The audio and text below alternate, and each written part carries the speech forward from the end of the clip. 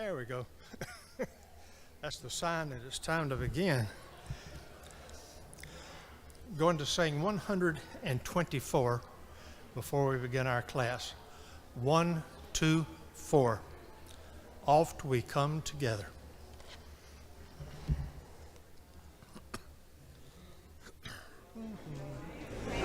Oft we come together. Oft we sing and pray. Here we bring our offering on this holy day. Help us, Lord, thy love to see.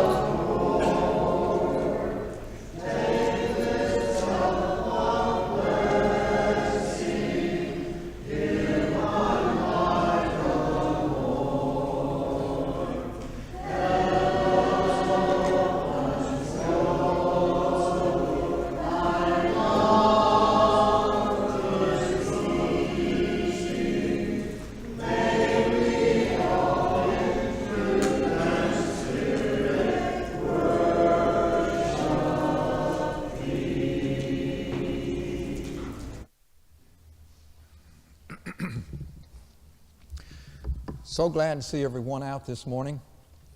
Before Jerry comes and shares with us the things that he has prepared in his lesson this morning, I want to give you just a brief outline of what is going to happen as far as the procedure that we're going to be using to select additional elders. And there'll be more information coming, more in-depth information coming as we get into the process. First of all, I want you to know that the first thing that's going to happen is there's going to be a search team of men put together who will be instrumental in overseeing how the process works. And we will share with them the ideas of that process. And all of this is going to be based on Acts chapter 6, where we see where the members of the congregation nominated and selected those men who were going to serve. And they were chosen by the members of the church. And then they were appointed by the apostles. So what I'm trying to say is you're going to be highly involved in the selection process. And I think that's key to what we want to accomplish.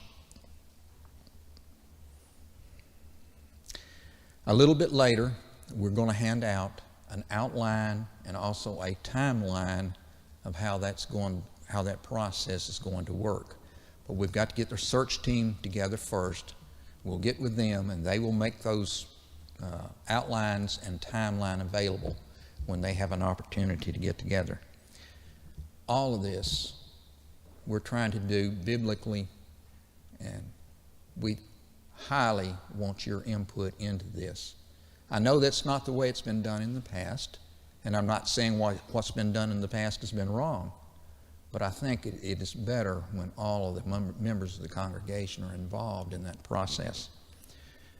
I know it's been a long process so far, and it's going to be a little bit longer yet.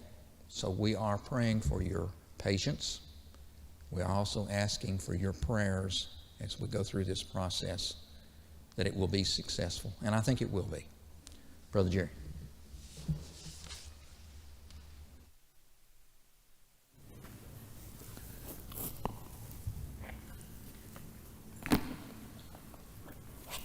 Okay, book distribution time. Revenge Redeemed. Anybody would like to read Revenge? Here's the man right back here. Brother Jerry is a reader.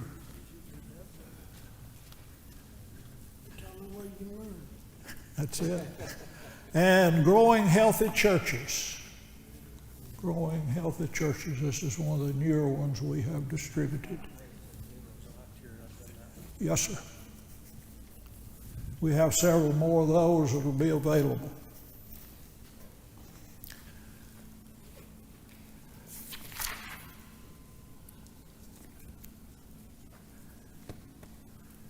Today we get to where most folks start and end do it in 30 minutes. But we have taken more time. Everything we've done so far, I've started from scratch. There are no old outlines in the process, in the lessons that I've taught up to this point.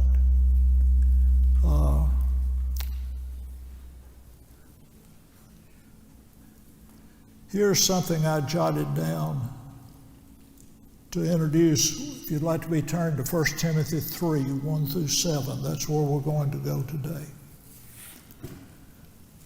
The reasons for studying and knowing the qualities of the leaders of the church, they will set the direction, attitude, personality of the church. A group is the lengthened shadow of its leaders. You, the members of Hartsville Pike, are influencing because you will choose these leaders. So, however you want church to grow, choose leaders that will lead in that direction. If you are asked to serve, consider carefully. I've been doing a lot of study on Matthew 25,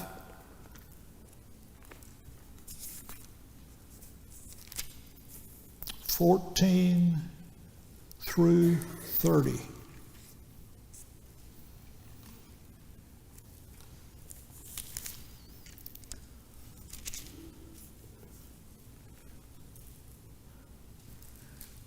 The parable of the talents. The Lord came and gave his servants some money to take care of while he was gone. 5 talents, 2 talents, 1 talent. When he came back, the man who had 5, he said, man, made 100%. That's a pretty good return. You gave me 5, here's 10. Good job. I'm going to give you a promotion. Man who had 2 talents said, you gave me $2,000, here's $4,000. Man, who are you investing with? That's wonderful. I'm going to give you a promotion. And the man who had 1 talent came and said, Lord, I knew you were a hired man. You reap where you didn't sow. You gather where you hadn't strewn. And so I was afraid, and I went and buried my talent in the ground, and I dug it up. You can have it back. And he said, you wicked and slothful servant. You knew I wasn't a good man. You knew I reaped where I didn't sow. I gathered where I hadn't strewn. And if you knew that, didn't you know you was going to get in serious trouble if you didn't do a good job of investing? Take what that man had and give it to the man who had 10. And cast this man into outer darkness where there will be weeping and gnashing of teeth. Boy, that's pretty stout stuff. Yep. All right. While we're talking about that, qualifications for elders, selecting elders. As I've been studying this, and we've talked about it, leadership is a gift and not a grind. It is a gift. Ephesians chapter 4, he gave apostles, prophets, evangelists, pastors, and teachers. If you're teaching a Sunday school class, that should not be a drudgery, it should be a delight, because God gave you that ability. And he gave you all. See, talents are not talents. We used to think a man's talent, he can play the piano, or she can sew well, or whatever the talent is. No, And this, talents are opportunities, because he gives us opportunities according to our ability. He doesn't give us ability according to our ability. He gives us talents according to our ability. And the talents represent opportunity, and they're matched up perfectly. And here's the bind. If you and I have an ability and an opportunity, and because we don't trust our Lord and we're scared, which means we don't love Him or are not in the process of loving Him, because perfect love casts out fear, what does He say? Okay, you're not going to use it, I'll take it back and I'll give it to somebody else. So think seriously if you have the ability and the opportunity. Not only elders, but that's what we're talking about now. Does that make sense? I've never looked at it that way before, but He gives ability and He gives opportunity, and He gives opportunity according to ability. Here's what we're going to do. It's going to be pretty simple. Not a lot of commentary. We're going to start in 1 Timothy chapter 3. And all I'm going to do is define words. That's all I'm going to do. Word definition. The people who lived in the first century, many of them were illiterate. They did not have 4 translations of the Bible. Of course, the Bible that we have now, the New Testament, was being written, so they couldn't have, because they hadn't sent it to the printer yet. Hadn't even been written, edited, nothing. And so everything they learned by listening. They read these letters, 1 Timothy, 2 Timothy, they read them. And so they understood. They understood well enough to do what Paul, by inspiration, told them to do. So it's really not that complicated. They put it in word. Scripture is the mind of God written in words that man can understand and obey. That's 1 Corinthians 2, 9 and following, one of the best statements of inspiration. Mind of God. What man knows the things of man except the spirit of man which is in him? So no one knows the mind of God except the Spirit of God. And Paul says, we have the Spirit, and what he told us we wrote to you. And in Ephesians he says, when I write it, you can read it and understand it. So we start off with the desire. This saying is trustworthy if anyone aspires or desires to the office of overseer. He desires a noble task. What does the word desire mean? What I'm going to do, in my software program on the Bible, I have 2 Greek lexicons. Dictionaries that saying, here's what this word meant in the common, ordinary Greek in which the Bible was written. So I'm just going to read the definition. To desire, to stretch oneself, to reach after something, to covet, long after, desire, try to gain, be ambitious. To strive, to attain, to aspire, to eagerly long for. So if a man really wants to be a bishop, an overseer, and we remember from previous studies, bishop, shepherd, and elder are 3 terms talking about the same person. Elder is an older man with wisdom. An overseer is a delegator. He doesn't try to overwork, he tries to oversee and equip people for the work of ministry. And a shepherd is someone who is endued with humility. We're going to look at that closer when we get to 1 Peter 5. But someone who cares for, feeds, and protects. Bishop. What does the word bishop mean? Bishop and elder are 2 names for the same official, which implies that the official function existed from New Testament times. And the word bishop is a watchman, a superintendent, and overseer. And so that's what it's emphasizing. Here's somebody who watches, who oversees. Doesn't do all the work, can't do all the work. That's the reason the apostles said when they had the first church fuss, which we're studying in our sermon, we're not going to the grocery store. we're going to give ourselves continually to prayer and to the ministry of the word, but we want the widows to be cared for. So you select 7 men full of the Holy Spirit and wisdom, whom we may appoint over this business. We will turn this responsibility over to them. So whose responsibility is it? The folks who have received the responsibility. We're not going to spend our time doing that. We're going to oversee, not overwork. Therefore, an overseer must be blameless. Definition: one who has nothing which an adversary could seize upon with which to make a charge. Second lexicon, second dictionary: above criticism, above reproach. The husband of one wife, a one-woman man, literally.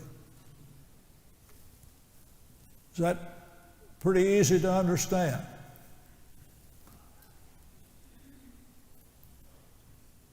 What if his wife is dead and he married somebody else? Still one, you think so? See, a lot of people won't know about that.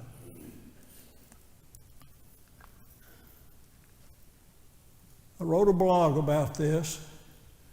What I suggest, go to John 4. Jesus gives us a calculator on how to count up how many spouses a person has. Remember, he was telling the lady at the well, he said, I want to drink water. And she said, what do you mean talking to a Samaritan? Jews don't have anything to do with Samaritans. And so they had this discussion, and finally he told her, he said, go call your husband. She said, I ain't got a husband. Whoa. We know better, don't we? Because we've read the rest of the story. So Jesus, what kind of mark is he going to give her in her math? She said she had no husband. He said, you have said well. You made 100, A plus. You have had 5 husbands. And the man you have now is not your husband. You have said well that you have no husband. 5, shacking up with one. How many husbands does she have now? 0. If she got married again, how many would she have? 0 plus 1 equals 0. That's not Greek, that's just math. And Jesus gave us the calculator. Okay, he needs to be temperate. Sober, temperate, self-controlled, especially in respect to wine. Used metaphorically, meaning sober-minded, watchful, circumspect.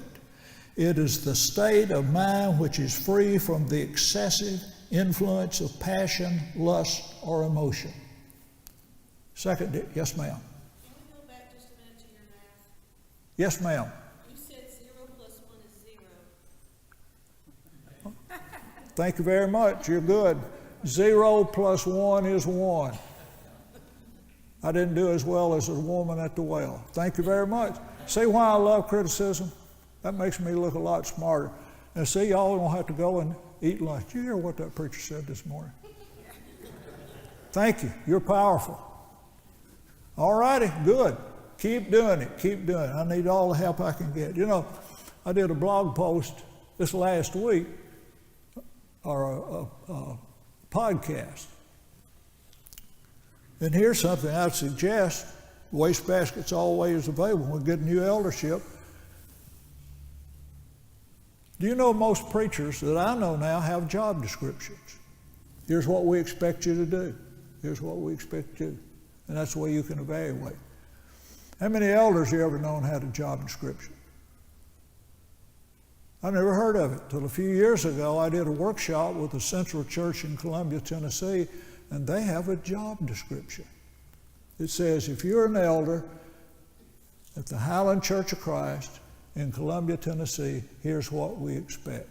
And it talks about visitation, teaching, overseeing, visitation, hospitality, just all. just some of the stuff you read in the Bible, but specifically at this church, this is what we expect.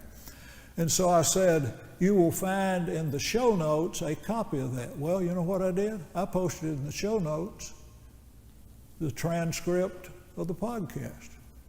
And I had a good person, good friend like Lynn, elder over in Smyrna. He said, Jerry, I was really interested in that job description and I didn't find it. What did I do? Go in and folks before that thought I didn't know what I was doing, but after that, they said, he's pretty sharp. He does what he said he's going to do. Thank you. Thank you. Okay. Second one, behaving in a sober, restrained manner. Sober, restrained. One who holds himself in, one who always has a halter on himself.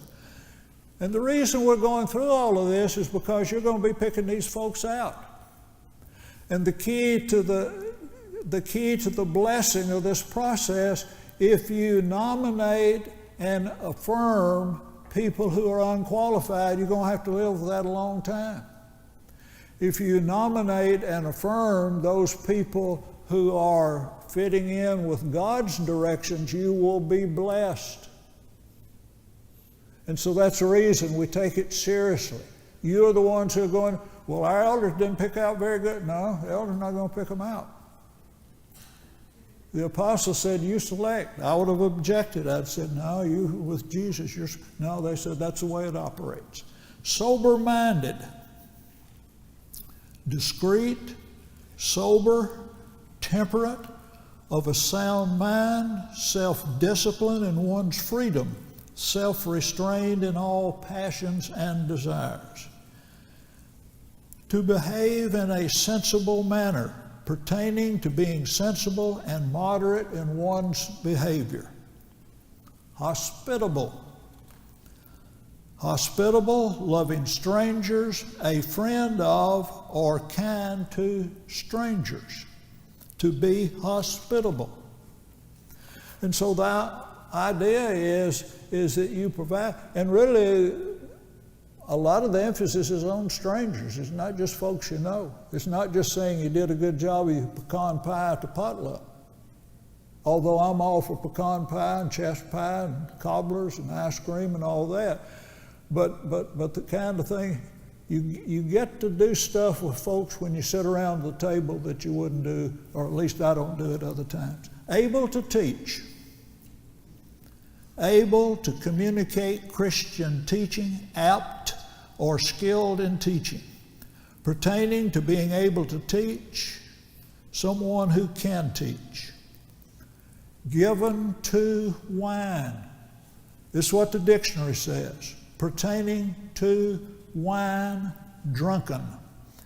The word does not include the responsible and temperate usage of alcohol. Rather, it has in view the abuse or incessant use of it.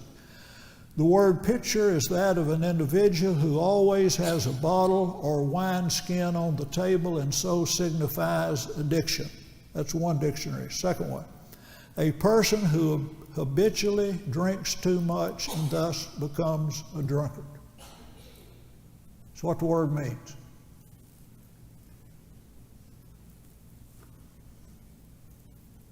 Questions, comments, criticism? I think the safe way to go, I know that's kind of controversial. It is. It doesn't nail it down. It implies you can drink, but not excessively. I think the safe course is to warn a person who doesn't drink, period. And Okay. you know you're safe. Bob brings up that idea. Yes, ma'am. Back in those days, they couldn't purify water. They used wine to drink with because their water wasn't as pure. And I think today we don't have to worry about that anymore. Okay.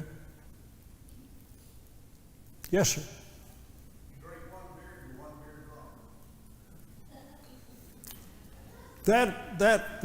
That is generally what folks say.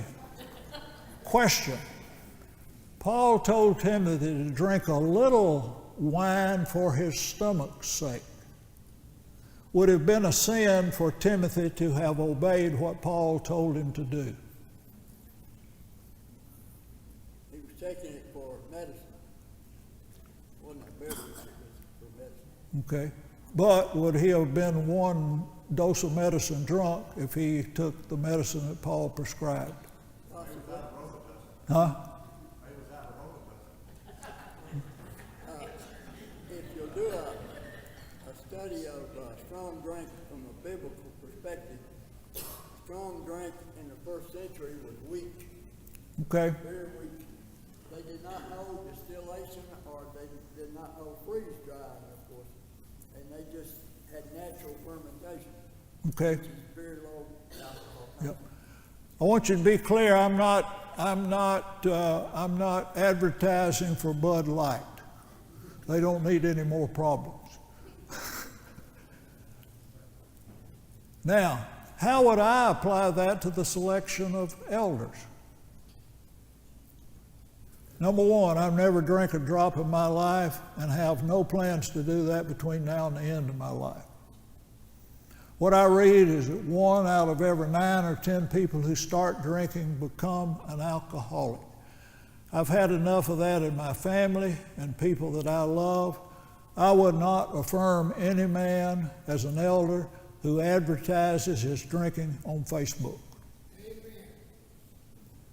I wouldn't do it. According to this definition, I would not say, Jesus, I don't know if you're going to do it right, so I'm going to do it. I'm going to tell him he's going to hell if he drinks it a little bit at home. But if he did it at home and I didn't see him, he wouldn't influence me or anybody else.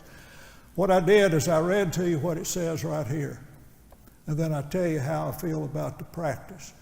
And that's what you see, this selection process. You nominate. There will be a time of evaluation where you'll have Joel and Phil, and of course they're not going to be on the team. Whoever's on the team, 7 of you will be on the team for the selection process. My guess is you'll have 2 weeks to say if you have any objection, go talk to them. So, that's when you can say, they've checked all the boxes. I don't know anything I could charge this person against. They're hospitable. They're able to teach. I've heard them teach. They do a good job. But I don't want anybody, I'm not going to affirm anybody who advertises their enjoyment of something that has destroyed many people. That's what I would do. Nobody else has to do that. Yep. What did the apostles drink without supper? I don't know. True or not? Yep. Yep. But there's a lengthy study, if you're really into that. Earl Edwards, I talked to him a couple of weeks before he died. Has a good study of that. But what we're looking at are the qualities of an elder, and that's what the dictionary means. Not violent. A striker, this is not this kind of person. Not a striker, a violent person. Figuratively, a reviler. You can strike with your tongue as well as with your fist. One who by reproachful and upbraiding language wounds the conscience of his brethren, a contentious person, a quarreler. A person who is pugnacious and demanding, bully, violent person. Not greedy for money.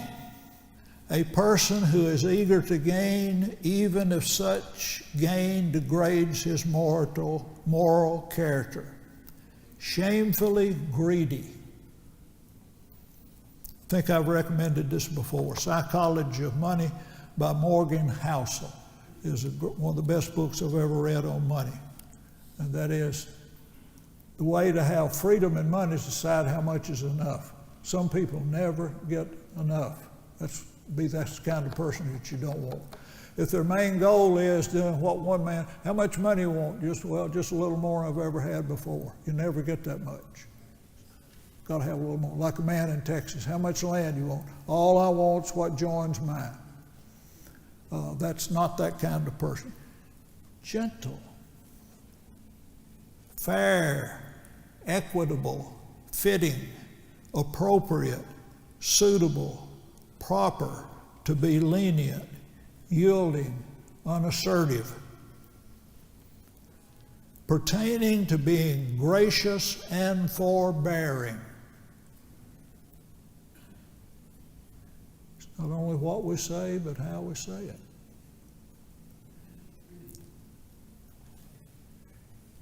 We're reading books, staff meeting, elders meeting, transition monitoring team that talk about a system and the basic tenets of that system. I can give book, chapter, and verse to it.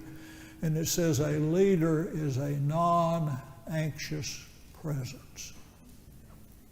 It's not that the leader doesn't feel anxiety, the leader does, he or she thinks about how they're going to deal. They don't just jump off, get upset, and then snap and go. And no. A non-anxious, a gentle man, a gentle woman. And so this is what this is talking about. Why? Because a leader sets the tone for a group.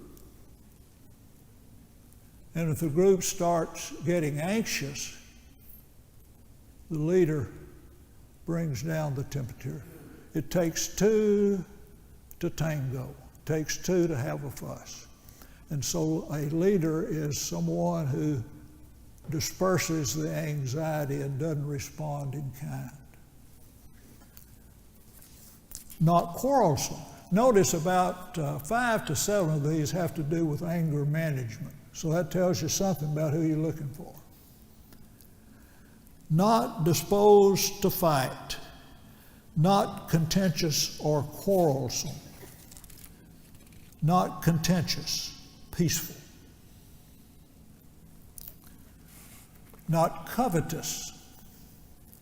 Not fond of money or covetous. Pertaining to not being desirous or greedy for money. Not loving wealth. One who does not love money. There's 2 of those we've run into so far. One who rules his own house well. Rules. With the meaning to be over, to preside, to rule. To so influence others as to cause them to follow a recommended course of action. To guide, to direct, to lead. One who leads his own house. Well, the primary meaning is a house. But in what he's talking about now, it means a household, a family. Second dictionary, the family consisting of those related by blood and marriage, as well as slaves and servants living in the same house or household. That's what it meant in the New Testament time. One who rules over the folks that he is the leader of. Who rules his own children. Definition, to bring forth, bear children. A child, male or female, son or daughter. And then children in a wider sense, meaning descendants or posterity. Now, what do you like to talk about here?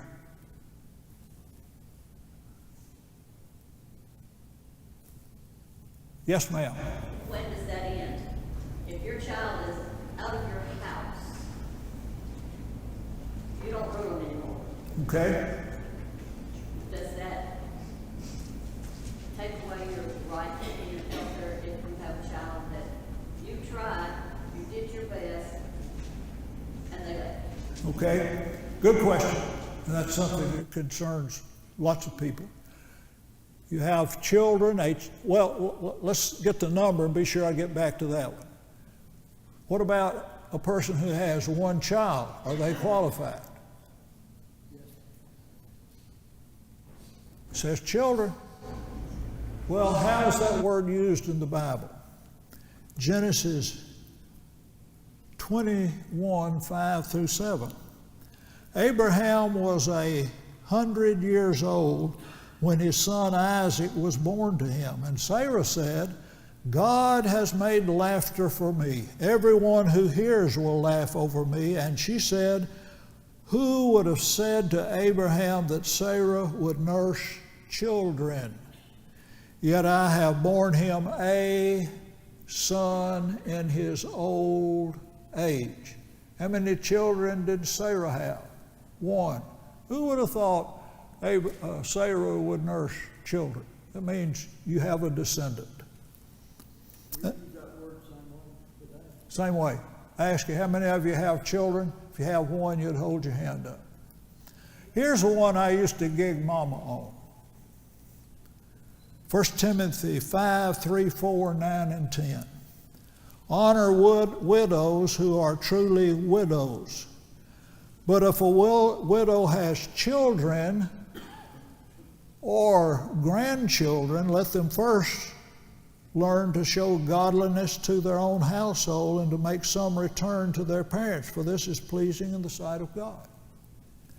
Let a widow be enrolled. They supported widows who had need during the first century. Let a widow be enrolled if she is not less than 60 years old, having been the wife of one husband, and having a reputation for good works, if she has brought up children, has shown hospitality, washed the feet of the saints. So I said, Mama, I hope you don't get in bad shape because you haven't got anybody to help you. It said, a person is truly a widow who has children. I said, you only had me, and so I don't have any responsibility, according to the belief in a lot of folks, so I can't help you because you didn't have enough. You only had one.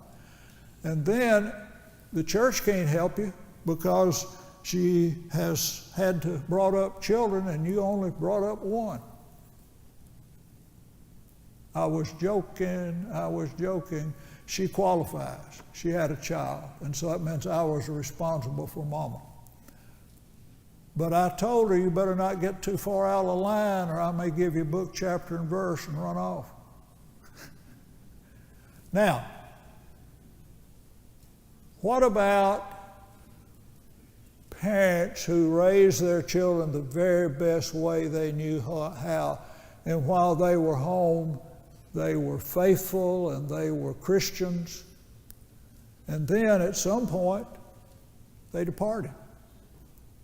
We could give all kinds of illustrations. I heard of one deal where this child grew up in the home, obeyed the gospel, became a Christian, example, got married, wife, children, and when he was about 50 years, became an elder in the church. When he was about 50 years old, as one friend of mine used to describe it, he jumped out of his tree. He left his wife and just went wild. Can that person still serve as an elder? And if that's his only child, does he have faithful children? In the very beginning of the qualifications, 1 Timothy 3, it says you must be above reproach. So I think that would cover that. This child, even though he's much older, now he's no longer a child, he's an adult. And he's now faithful to this day. Cause an approach on this man that's an elder or that Okay. So it would vary from person to person.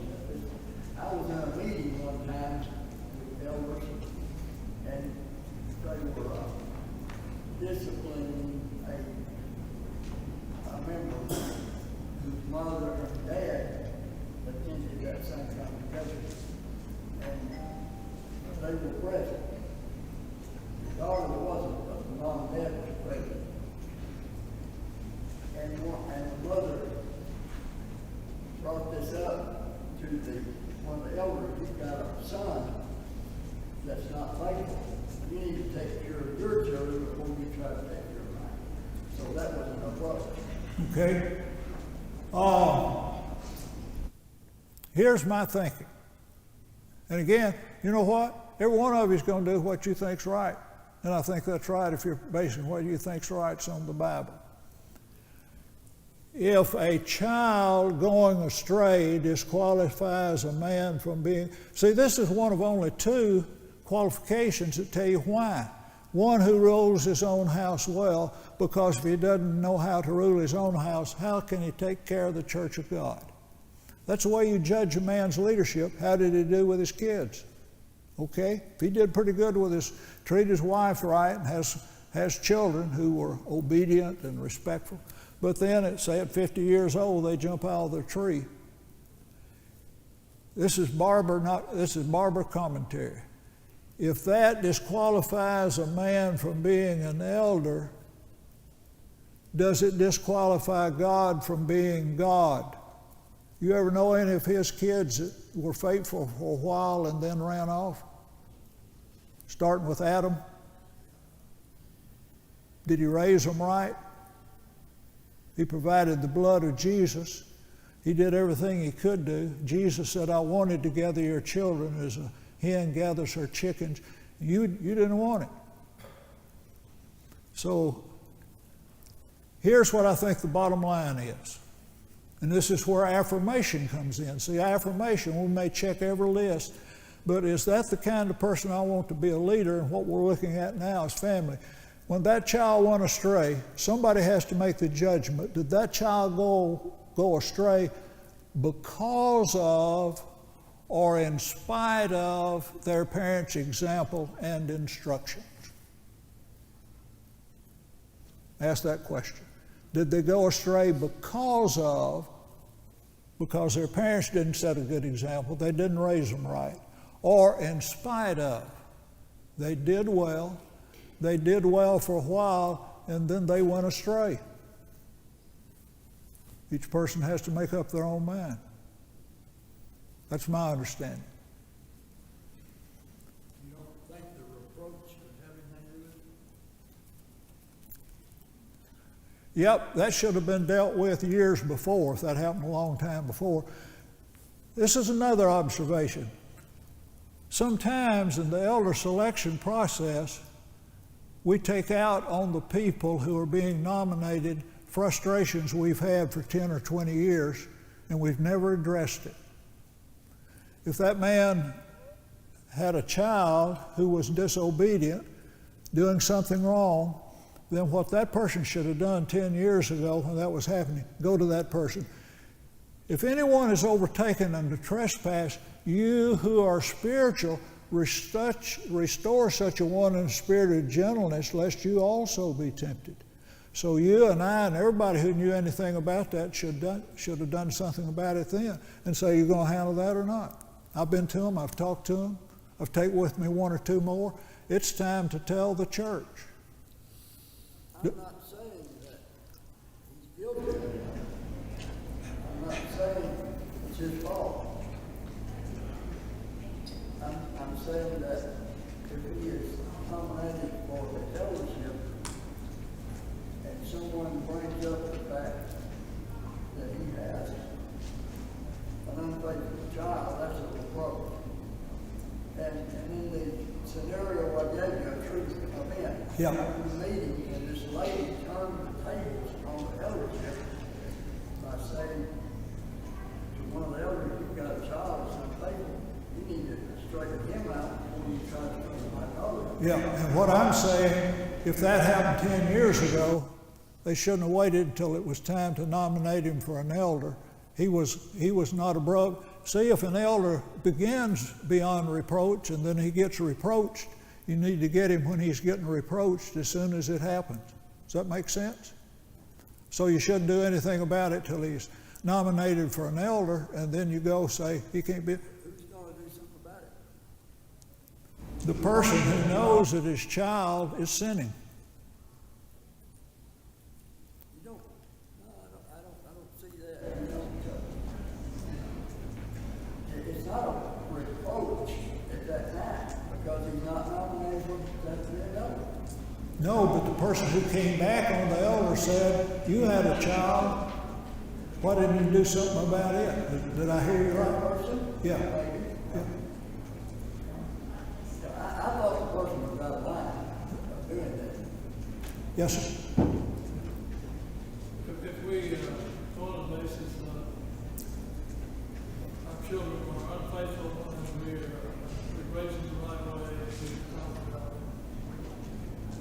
probably wouldn't even be able to pick any of them at all. Because most children, a lot of children, not most, but a lot of children are good people, qualified elders' wives, do the right way in raising their children. But there's nobody perfect. And you eliminate the story of the prodigal son. His father gave him the best he had, even over his other son who went away. But he went out and took all his money and left, but he came back. You never know when the scripture was, when they get old, it will come back to you. They'll never come back. You never know when you can really make a big, I'm not saying yes or no, I'm just saying it's something to think about, that if we wait, if we pick elders who have perfect children, there's a good chance it's going to narrow our list down. But we're not perfect ourselves. Okay, two observations.